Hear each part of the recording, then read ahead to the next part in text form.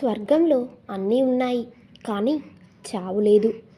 భగవద్గీతలో అన్నీ ఉన్నాయి కానీ అబద్ధాలు లేవు. ప్రపంచంలో అన్నీ ఉన్నాయి కానీ ప్రశాంతత లేదు. ఈరోజు అందరి దగ్గర అన్నీ ఉన్నాయి కానీ మనశ్శాంతి అనేది లేదు. ఆనందం అనేది మనం పొందే అనుభూతిని బట్టి ఉంటుంది, మన వెనుకున్న ఆస్తిపాస్తులు బట్టి కాదు. సంతోషం అనేది సంతృప్తిని చెందే మనసును బట్టి ఉంటుంది, మనకున్న సంపాదనను బట్టి కాదు. మనం సరిగ్గా తినకపోతే జబ్బులు వస్తాయి, ఏదైనా సరిగ్గా వినకపోతే మనస్పర్ధలు వస్తాయి.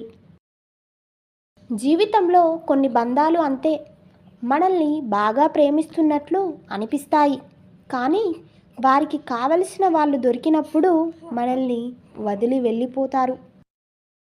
ఇంట్లో అన్నీ ఉన్నా భర్త అనేవాడు సరిగ్గా లేకపోతే తనలో తానే ఒంటరితనాన్ని అలవాటు చేసుకొని గడుపుతున్న భార్యలు ఎందరో ఈ లోకంలో.